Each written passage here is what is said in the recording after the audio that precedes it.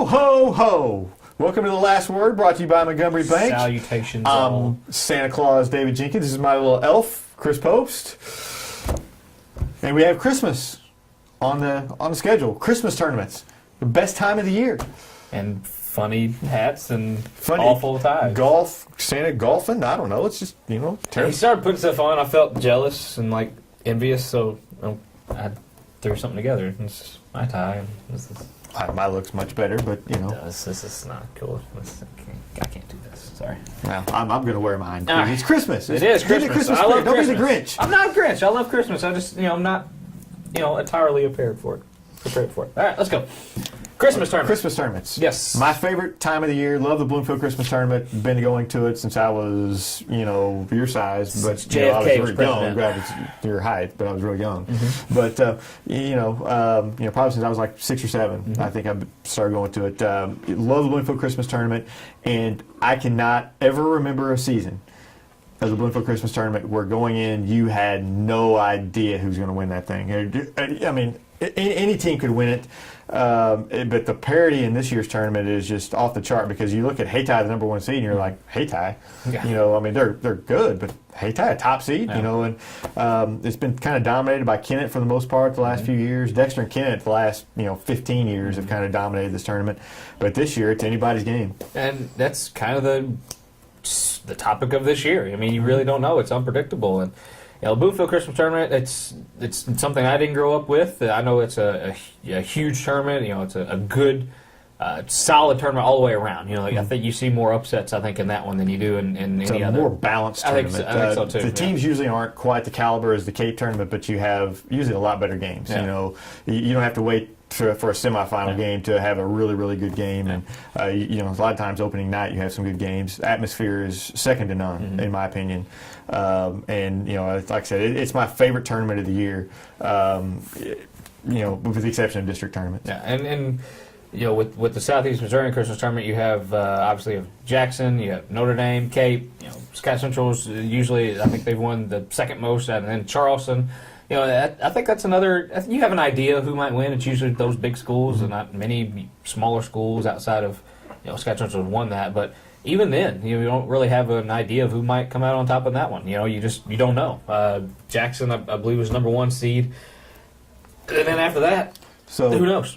So since nobody has an idea of who's going to win these tournaments, we're going to tell you who's going to win these tournaments. Sure, why not? That's what we do.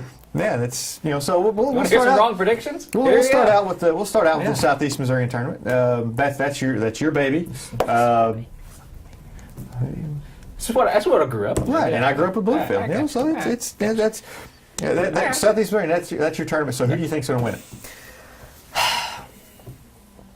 I honestly, if I had to choose, just gun to my head, I'd probably take Jackson. I mean, just gun to my head. I like Notre Dame. I do like Notre Dame. They don't typically perform well in that setting. They just really haven't a lot of times. Cape Central is another team that out of those 3, there's your winner, I think, in that tournament. So one of the top 3 seeds. One of the top 3 seeds. I mean, if you don't know, you go chalk. Hang on, way to go out on a limb there. Who else? Who's going to beat those teams? Tell me who could beat those teams. Charleston could possibly beat those teams. Charleston not beaten. Where they seeded? They're seeded 5th. They have to go through. They have to go through 2 of them, at least, right? They would have to beat Jackson and then Cape Central and Notre Dame. Yeah. Well, they've already proven they can beat Notre Dame. Or almost. No, they can almost beat Notre Dame. They went to overtime with them. They can beat them. They have the ability to beat them. Okay. And they can play with them. So then you just have to beat Jackson. But I'm not saying trounced. I'm not saying that trounced by Jackson. I think Jackson's going to win the tournament. But where's that limb at? Were you standing on a limb with me? We're talking about you, not me. Yeah. This is your turn. That's my baby. This is your baby. No, again, you seed it however you want. I mean, it's. I think out of those top three teams, I think your winner comes. But Cape Central, they're not the most consistent team. They've shown that they don't really play very well in that tournament. Jackson is one that's they've had success in that tournament just because basically they're bigger than, stronger than everybody in the tournament. But you got Notre Dame, and I really like Notre Dame's team this year. But they kind of had a few lapses in the conference tournament, but that doesn't mean they can't do well in this tournament. And either I'm gonna say Jackson and Notre Dame in the finals. That was exactly what I was going to say. Jackson, Notre Dame in the finals, and then Jackson winning the game. That was exactly what I was going to say. Jackson over Notre Dame in the finals. The game I want to see in this tournament, the game that I'm most interested in, is the 4-5 game in the quarterfinals, the Scott Central Charleston game. I think that's going to be an outstanding game, and I'm kind of curious to see if, whenever I pick against Charleston, they always win. But I just want to see if can Scott Central beat Charleston, and I think they can. I think they can, but I don't think they will. Delfinco's a whole new ball of wax Scott Central is not used to seeing. He's not, and that's the thing. Scott Central, they can shut a team down. They can't really shut a good player down. They don't have that stopper guy that can do that. And nobody does when it comes to Delfinco. And you're going to have two guys on him. I mean, you got to have the guy guard him, and you got to have help, lots of help on him. So, but yeah, I'm just kind of curious. That game interests me a lot. That's a great matchup. That's a good early season matchup. Hey, Charleston steamrolls them. You never know. They've done it way more times than anybody in that tournament. So if I'm looking at a team that can win it outside of the top three, it's not Scott Central. I think it's Charleston. I think Charleston's that team that can get over the hump and could knock some teams off. Because we talked about in a previous episode that they're going to have games where they look really good. If they're hot from the outside, they can beat anybody. Yeah. If they're not hot from the outside and they kind of take Delfinco away, they're going to struggle against a lot of teams. Yeah. So they're going to be up and down all year, but they have some up games. They may they could knock some teams off. But I'm like you. I think Jackson takes Notre Dame in a close championship game. And that's the thing. I think they're all going to be close. Cape Central just narrowly escaped Notre Dame in the consolation championship SEMA conference. It's just stop it, Larry. And you never. I mean, when it comes to those top teams, you never know. I mean, it's just one of those years where you have no idea, and that's exactly the same reason in Bloomfield where you have. Where do you even start? I don't even know where to start at Bloomfield, but I have my pick to win it, and I've changed my mind about 10 times. But I think Malden wins this tournament. I can see that. You look that bottom side of the bracket. You look Malden, Kennett. They're the 2-3. Then you have Dexter, Bloomfield. Dexter doesn't have the best record, but Dexter's played some really tough competition. And you can't tell me they've already played Kennett once and played them pretty tough. You can't tell me that Dexter doesn't have the ability to beat Kennett or Malden. It's just a tough bottom side of the bracket. And I think Malden comes out of that. I think, then the top side of the bracket, you've got Hayti, Bernie. Bernie's just kind of down from what they have been. They don't score a lot of points. They're still good, though. Twin Rivers, I don't think Twin Rivers, I think it's going to be Hayti and Bernie in the semifinals up there. I think Hayti gets through. I think it is, as much as we talk about the parity, I think it is 1-2 that gets through in that one. But I think Malden wins it. And, can't go wrong. They've proven that they can hang with some of the tough teams. Scott Central, they gave them fits, and again, I've seen Kennett out of those teams this year. I mean, I know you haven't seen a lot of them either, but Dexter, I think it could be a surprise team that kind of maybe makes a finals, possibly. They just need to find somebody to score. The way that they play, slow down. Hold the ball. They need to find someone to step up and score. That's their biggest problem. I think if you get away from some of these teams who play the stifling man-to-man and are not the Jacksons and are not the, some of the Sykestons, just the stifling defense. They open up with Porterville. Porterville's down this year. I think they can win that game. Then the next game they have Kennett. Well, they prove that they can play with Kennett, and they can beat Kennett. And I thought they had the better team on the floor for 3 quarters against Kennett. They definitely did. This fourth quarter, they just it seemed like they, kind of tightened up, but they're kind of going to be used to that. They're going to know what they're going to see. So they could win that game. I don't think they do. I think Kennett wins, but I just think that they do have the ability to win. It's anybody's tournament. It would not shock me for any of these teams to win this tournament, except for maybe like a Richland or Van Buren, and and for them to even win a game maybe in the losers bracket, that's not going to shock me. I mean, they're getting better. Richland's getting better. Yeah. So I'm gonna say Kennett and Hayti in the final, and I'm going to say Kennett wins it. That's just from what I saw. I mean, I went back and forth on Malden. They had so much. At one time, they weren't really down by much to Jackson at one point. I know that's Jackson's first game of the year, but they Coach Vaughn does an excellent job with his teams. And Kennett has kind of owned this tournament the last few years. Other than the lost Hawk on a couple years ago, they've kind of dominated the last 5-6 years. So.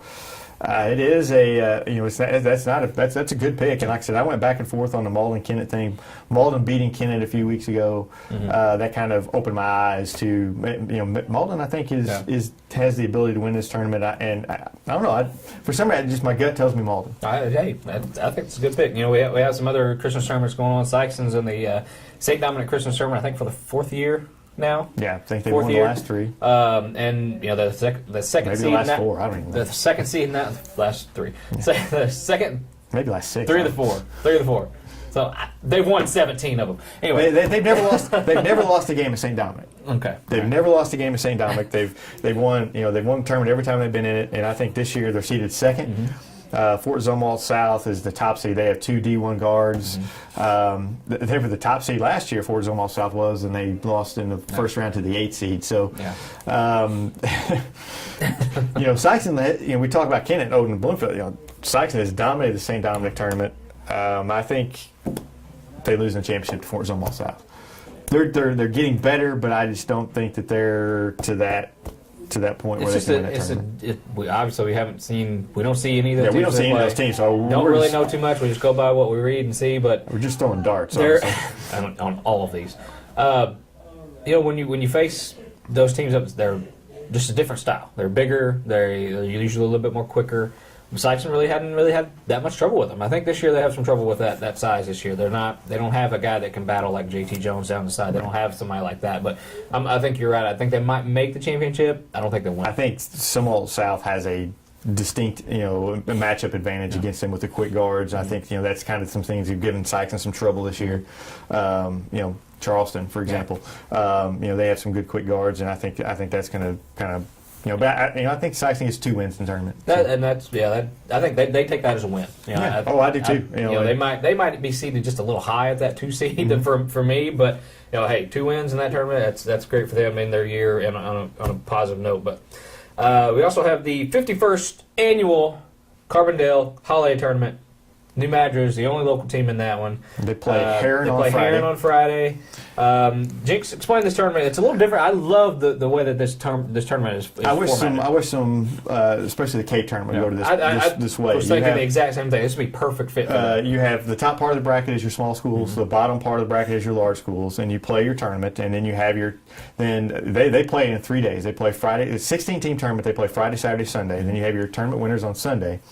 And then you have your Championship Plus game, which your Championship Plus game is your large school winner plays your small school winner. And a lot of times your small school winner beats your large school over there. And, they play 2 games in one day. The Championship Plus game is usually about 8, 9 o'clock at night. And it's a packed house at SIU Arena. And it's a fun tournament if you win. If you lose, you're playing off in a middle school gym or a high school gym somewhere, and it's not it's not as big of a deal. And you're playing at like 9 o'clock in the morning, and after driving 2 hours to get there. Yeah, but 9 a.m. starts. You got 10:30, you got 11. That's not fun right. You for don't want to lose. You don't want to lose. If New Madrid loses, they play at 9 a.m. on Saturday, which is not what you want. But if you win, they play Heron the first game. If they win, they could play St. Mary, who's a very good team. They don't seed. They just kind of throw them out there. It looks like, and it's a very good tournament. They could possibly match up with Madison Prep. In the Championship Plus. They both went out. And that would be an exciting game. But Nevada's got it's a very good competitive tournament. They're going to have their work cut out for it. I think they get 2 wins in the tournament. I'm not going to say they win it, but I think they get 2 wins in the tournament. It's in some way, shape, or fashion. Yeah, that's probably par for the course because you're at least guaranteed at least 2. I mean. Guaranteed at least 2 games, I would assume. Right. It's basically an 18 tournament, but it turns into a 16-team tournament if you win one of those brackets. Gotcha. So,